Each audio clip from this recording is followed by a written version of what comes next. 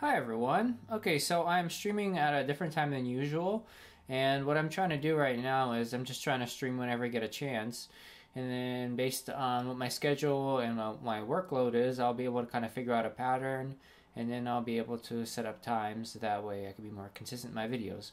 And a couple quick updates. What I'm going to try to do is I've been thinking about how it's hard for people to go through like a 47-minute video to try to find the relevant information. And if I wanted to write up a description in the title, it's just there's not enough space to cover all the concepts I talk about. So what I intend to do is to try to keep these videos to 10 or 15 minutes at a time, and then I'll stop it and then restart it again. So continuing with whatever questions are still in the stream, and then taking a quick break every 10 or 15 minutes. That way, whenever I cover a subject, I can go in, I can write up a quick description of what the subject of the video was, and that way, afterwards, people have a much easier time finding what's relevant for them and being able to view it. Alright, having said that, let's get started.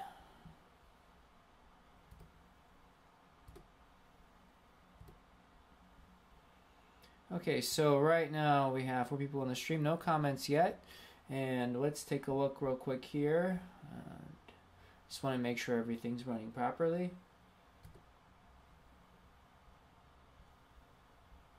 Here we go, yep. Okay, so let's talk about something. I'm going to take a look at some of the previous comments that we had. Here we go.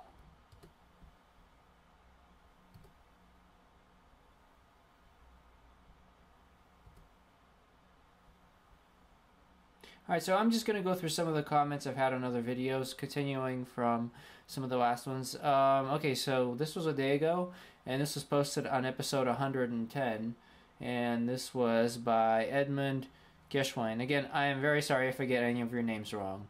Hi Oleg, I passed my adult silver moves in the field the last Saturday, and I'm now working on gold moves, in which these double threes are one of the requirements, and I'm sure better flow of the turns will be expected in the adult gold test.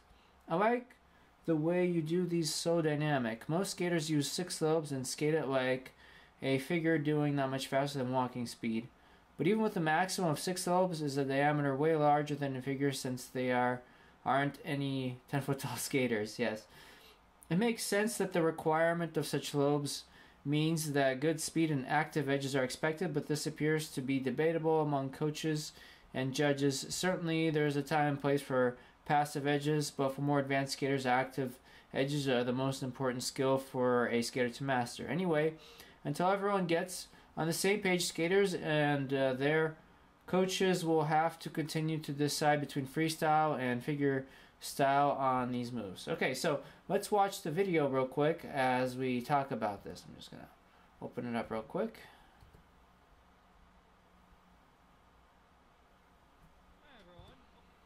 I just turn down the volume here. Okay, so now if you look at the video right now, this is me when I was traveling back from... Just a second here.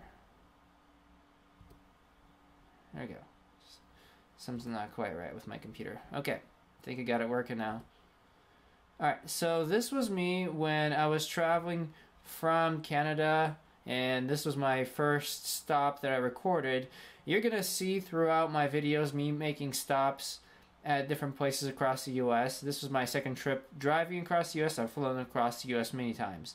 But getting back to the video here, this is from the juvenile moves, and this is the double 3 turns video I recorded. This has been requested for a while, so I'm happy to have been able to get this out. Anyway, I practiced this for a bit and then recorded it, had a friend record me. So in terms of the way I do it, if you look at my knee and ankle action, I'm just kind of flowing through it. And again, I'm not trying to toot my own horn here. All I'm trying to say is that what happens is this is a more like as a dancer would do it. And then let's go watch the slow motion. Or here we go.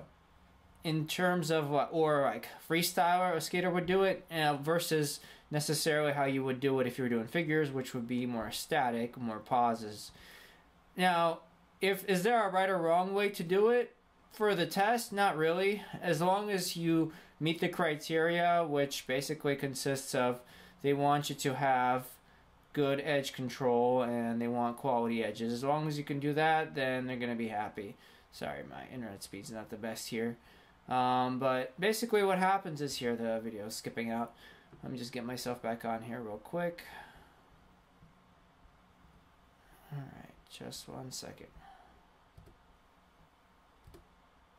Okay, so what happens is, how do you do the knee and ankle action effectively in terms of, should you hold it longer and then do it in 6 lobes or whatever, or do it in 4 like I did here? I mean, the thing about it is, as long as you match the criteria on the test, it's going to be fine. No one's going to fail you for skating it slow or skating it fast, because it's, as long as you do it and control and show edge quality. So whenever you have moves in the field and you're working on a specific move, I mean, obviously your coach would have a great idea of what would be expected. Now, what I did there, I should have no problems passing, but you don't necessarily have to skate it that fast or on such edges for you to pass it, because it's edge quality, and you just have to read the requirements of every move in the rule book. And if you don't know where to get a rule book, just go to usfigureskating.org or usfsa.org and go on the website, and then you can get the rule book from there. It's free, just download it, and then you can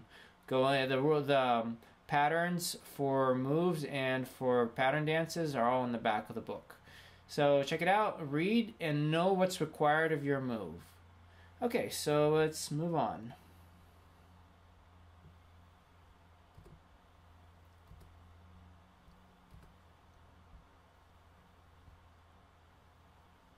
Okay, oh, Helico's here. Hi, Helico.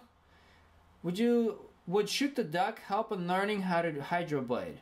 We don't have to learn Shoot the Duck in my adult class, but I'm wondering if it's worth learning for hydroblading.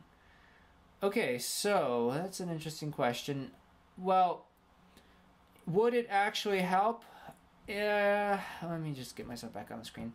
Okay, kind of, I suppose. The thing about it is, a Shoot the Duck is done in a straight line, and a hydroblade is done on a curve, and you kind of spiral inward on it. Or, I mean, you don't necessarily have to spiral inward, but it's definitely done on a curve. I mean, you could, I suppose, do it in a straight line if you wanted to, but, I mean, it wouldn't have the same effect. Well, but the thing about it is, you want to be comfortable doing really low skating, so let me show you a few exercises that might help you out better than Shoot the Duck.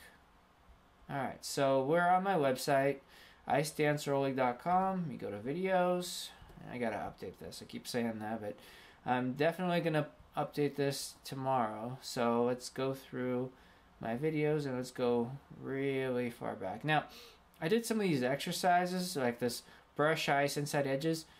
That can kind of help, but specifically what I want to show you, let me go back here. Okay, so here we go. This, we could, let's see, crossovers. I just want to check real quick to see what's the most relevant thing we have here. Okay, so I do have a Hydroblade video. I'm going to show you where that is real quick. And that should be episode 93 if I remember at the top of my head. Yes, 93. And we'll come back to that, but first let's look at some exercises we can do. Alright, so we're going to do the backwards one. Let's see here. This is the 4 crossovers, and I probably passed it. Just 1 second here. Here we go. Alright, let's watch this video.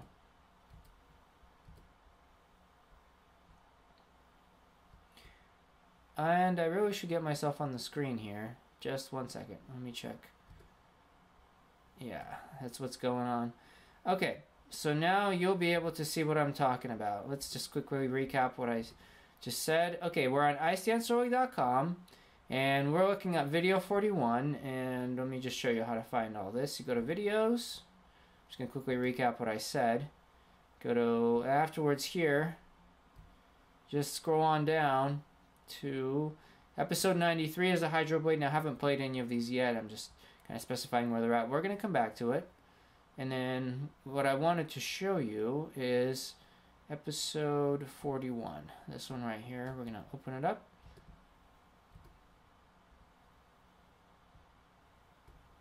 turn off the volume and let's watch. Okay, so we're going to skip ahead. Okay, so here what I'm doing is I'm touching the ice with a skate guard. Now this gets me to skate lower to get myself down. Now when you practice this, you really want to, let me just pause this for a second. Let me find a good point here. Just come around. Now what happened, the reason the video quality isn't the best is because I was basically, this is a digital zoom, meaning that I put the camera on record and then I just did the exercise, and camera didn't follow me very well, but you get the idea in a second here. Okay, so the idea here as you do this, you want to try and stay low. You want to get down, you want to stretch yourself through and maintain your balance as close to the ice as possible. I mean, if you're sticking your butt out real high and then you're almost straight in your legs, you're not pressing in your ankles, this is not going to do any effect. But doing this kind of crossover where you're brushing the ice, this could also be done with a hockey puck, or you can put the guard on the ice all the way down, and then what will happen is as you do this, you're going to get used to skating lower and lower and get comfortable with it.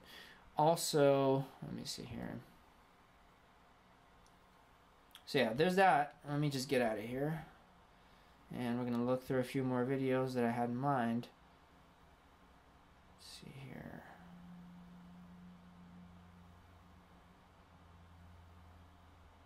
So what I'm looking for specifically, yeah, I don't have too many super low exercises, and that really is something that I need to improve on. I clearly need to make those videos for you. So let me see here. Let me double check. Here's another good one. Okay. Backward crossover with lunges. It's another exercise, and what this gets you to do is to get down real low.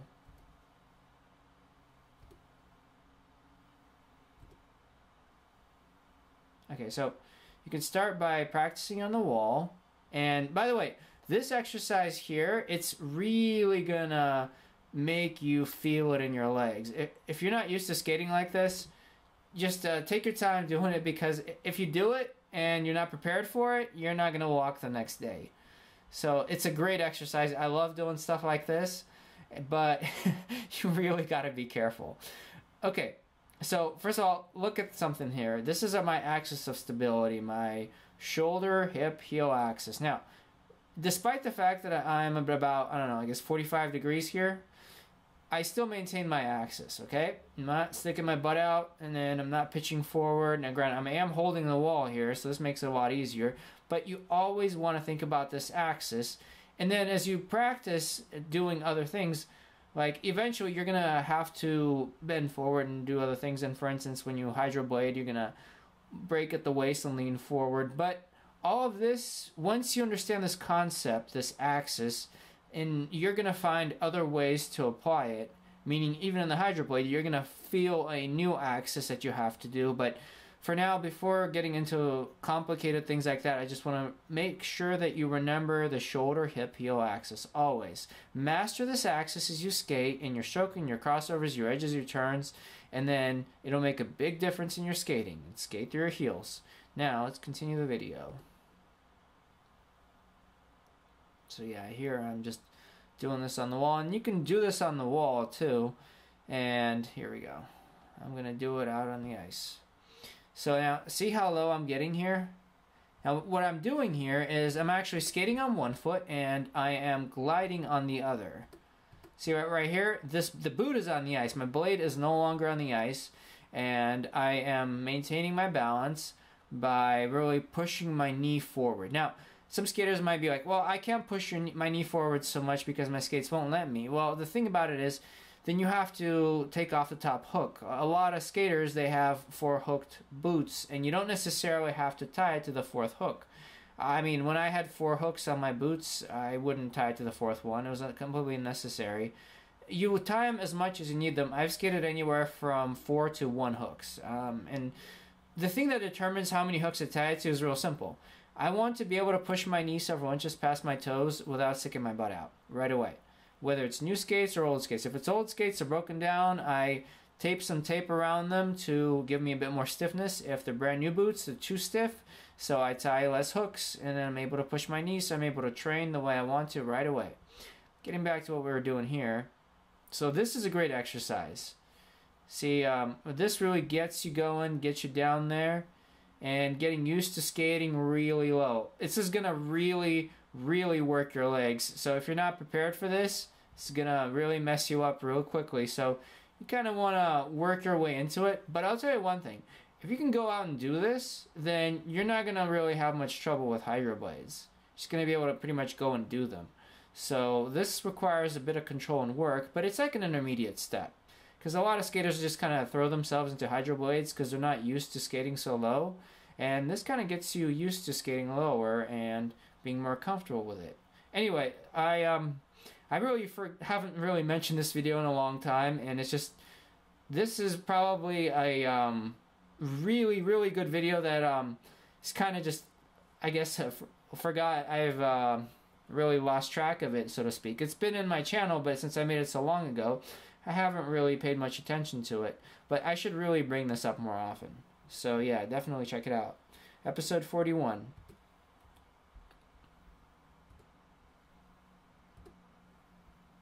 Okay, so let me just switch over to myself real quick here.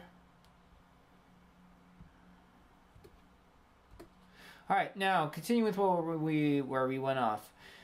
So far in this video, we've covered 2 topics, and so what I'm going to do is I'm going to end the chat for the moment, and then I'm going to restart it. So don't go anywhere. I'm just going to take a quick break, and the reason I'm doing this is I can add it in the description, the 2 topics we covered, and then people interested in these 2 topics can check it out without having to go through a 40 or 50 minute video, because I got a feeling a lot of people get turned off by that, and they're like, I don't have time for a 50-minute video. You know, because my shorter videos are the ones that get the most views, and I want to make sure people are able to get to the topic that they want to see right away. So let me just transition here, and I'm going to wrap it up for now, but don't go anywhere. I'm going to start the next episode.